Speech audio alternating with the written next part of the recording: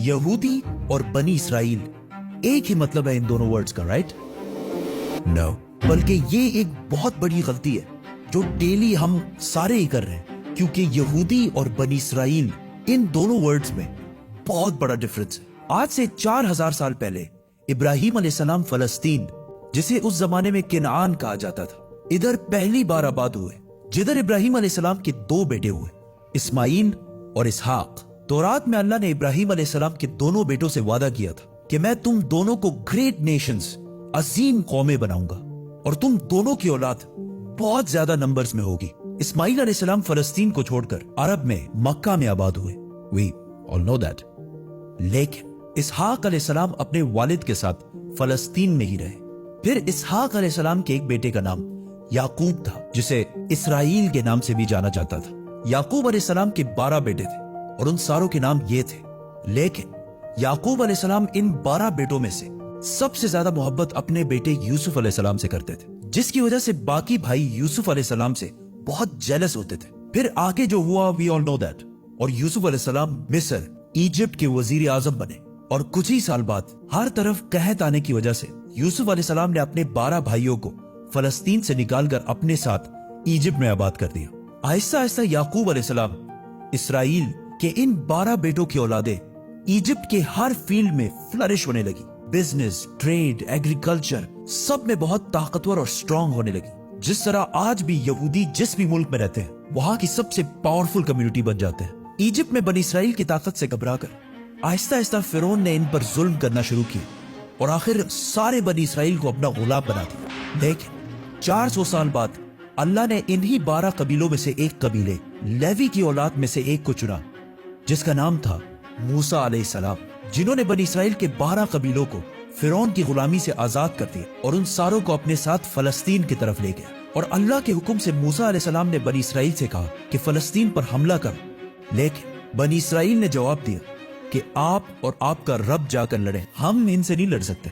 और ये इतनी सख्त बात उन्होंने इसलिए की क्योंकि मूसा अलैहिस्सलाम की फौज में उस वक्त जितने भी बनी इसराइल के लोग थे वो बचपन से ही फिरौन की गुलामी में बड़े हुए थे, जिसकी वजह से उनका जिस्म ही नहीं बल्कि उनकी सोच भी गुलामों जैसे बन गई थी।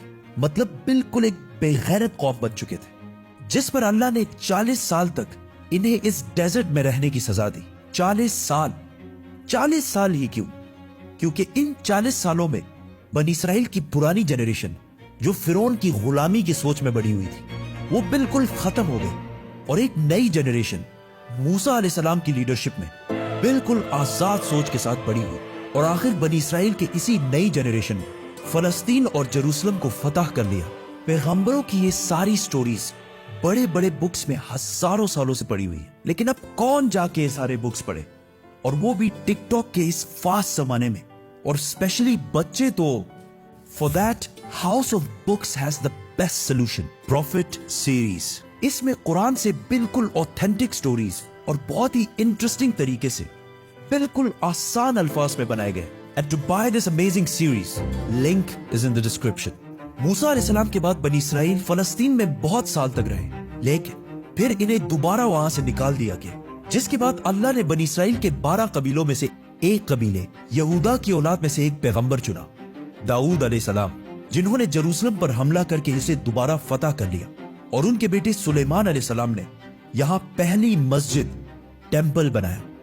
अब बनी इसराइल का सबसे ताकतवर कबीला यहूदा की औलाद बन चुकी थी, क्योंकि सुलेमान अलैहिस्सलाम दुनिया के सबसे ताकतवर बादशाह का ताल्लुक यहूदा के कबीले से था। लेकिन सुलेमान अलैहिस्सलाम का बेटा रहोबोम अपने वालिद की तरह जीनियस नहीं था, जिसकी वजह से यहूदियों के इन 12 कबीलों की आपस में बहुत सख्त लड़ाई शुरू हो गई और आखिर सुलेमान अलैहिस्सलाम की ये अजीम सल्तनत 2 टुकड़ों में बट गई। बनी इसराइल के 10 कबीलों ने अपने आप को यहूदा कबीले से आजाद कर दिया और एक नई एम्पायर बनाई, द किंगडम ऑफ इसराइल। और सिर्फ 2 कबीले यहूदा और बेन्यामीन अपनी जगह पर ही रहे। बनी इसराइल के इन्हीं लड़ाइयों की वजह से अल्लाह ने इन पर अजाब नाजिल किया नियो असेरियन एम्पायर की शक्ल में, जिन्होंने सीरिया से फलस्तीन पर हमला किया और किंगडम ऑफ इसराइल उन 10 कबीलों पर कब्जा कर लिया और बनी इसराइल के सारे किंगडम को बिल्कुल तबाह कर दिया, जिसकी वजह से बनी इसराइल के 10 कबीले अपनी जान बचाकर फलस्तीन से हर तरफ भाग गए इसके बाद एसेरियन एम्पायर ने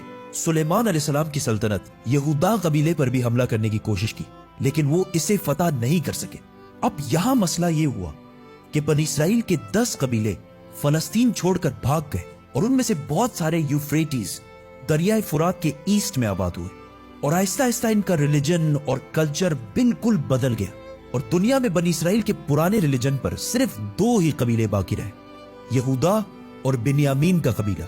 लेकिन इन पर हुकूमत यहूदा कबीले की थी, जिससे इन दोनों कबीलों का नाम यहूदा पड़ा और आज तक इसी यहूदा कबीले की वजह से हम इन सारों को यहूदी कहकर बुलाते हैं और इन्हें यहूदी ही बुलाना चाहिए, क्योंकि आज दुनिया में जितने भी यहूदी हैं, ये बनी इसराइल का सिर्फ एक छोटा सा हिस्सा है।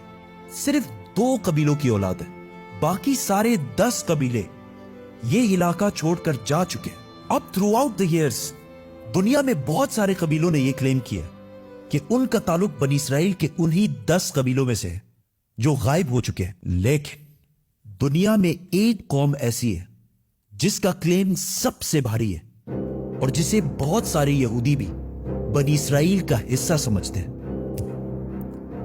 पठान। आज से 400 साल पहले पहली बार मुगल सल्तनत के बादशाह जहांगीर के दौर में पहली दफा इस बात का जिक्र हुआ कि पश्तून कबीला असल में बनी इसराइल का हिस्सा है। और यहूदियों के किताबों में भी लिखा है कि बनी इसराइल के 10 कबीलों में से बहुत सारे लोग दरियाए फुरात यूफ्रेटिस के ईस्ट में आबाद हुए और बहुत सारे यहूदी स्कॉलर्स ये भी मानते हैं कि पख्तून कबीलों का वे ऑफ लाइफ पुख्तूनवली बिल्कुल यहूदियों से मिलता जुलता है। लेकिन ये बात साइंटिफिकली प्रूवन नहीं है। इस पर एक पूरी वीडियो बनाएंगे, तो सब्सक्राइब। बनी इसराइल के 10 कबीले गायब होने के बाद सिर्फ 2 कबीले बाकी